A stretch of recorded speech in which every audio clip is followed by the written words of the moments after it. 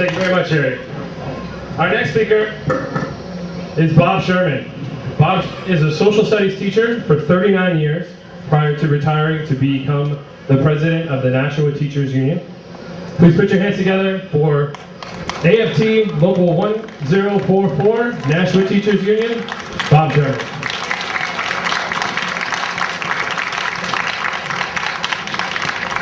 Well, I hope he didn't have to swim back up the Merrimack after swimming down it. At least he was going with the current here. But being a social studies teacher and just looking around is that at least I see some older people of my age that indeed might remember going back to 1970. And that's what I briefly want to talk about. That is what the newspapers called a strike, but anybody that was involved in it knows it was not a strike, it was simply a work stoppage. Why do people that were involved in that call it a work stoppage? There was no state collective bargaining laws which are under attack today. So therefore, what was a teacher's contract back in Nashua? It was a year-to-year agreement. That's it. So therefore, if you could not reach an agreement with your employer, you couldn't say you were going to go out on strike because you had no contract. There was no commitment on either side or either party. Okay? So, and what did those courageous teachers go out for? Was it for their pay? Was it for health insurance? Was it for all these benefits? No. They went out to get an arbitration clause.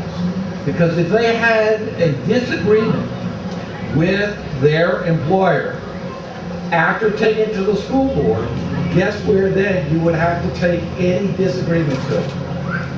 The state superior court. So you would get the courts involved. They wanted a better method. They wanted to have both sides select an impartial arbitrator and have that person make a decision on if there had not been a contract evaluation. It took 18 days. I went back through the union files and I found for our 60th anniversary, where we asked former members to give some recollection of their years in the union. I found a letter of a recollection of Peggy Witkowski.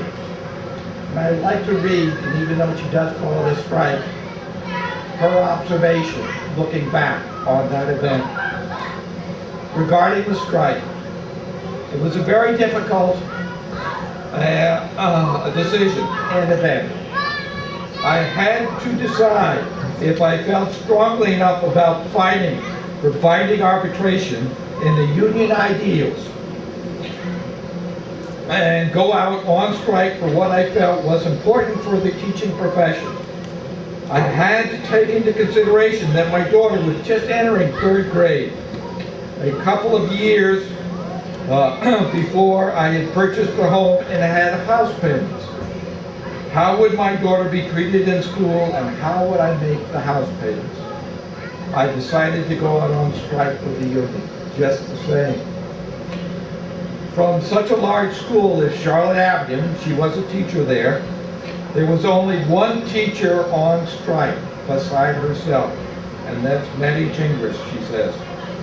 How difficult it was to see the other teachers going to work every day, a substitute in my classroom, and finally to get a letter from the school department that my job was being terminated. The strike lasted a long time. In fact, it lasted 18 days.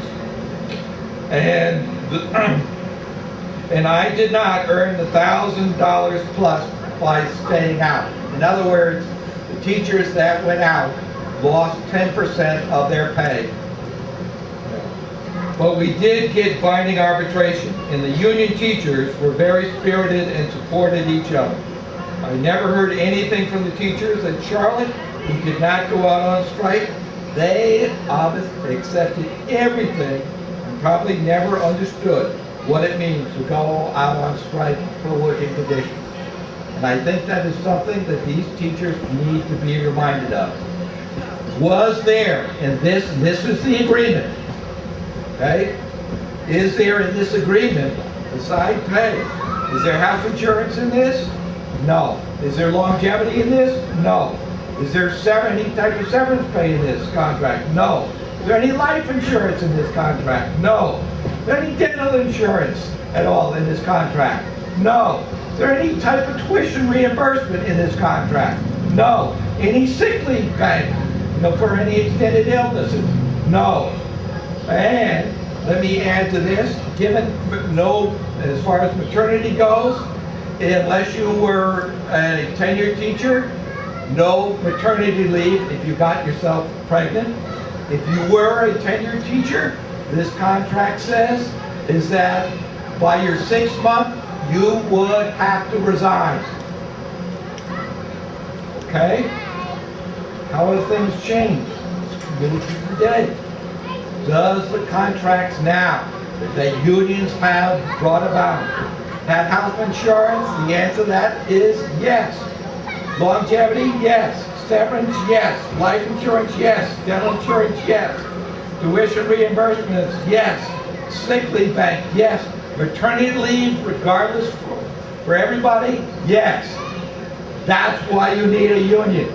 And it's taken unions and dedicated workers, okay, to get these rights written into these agreements.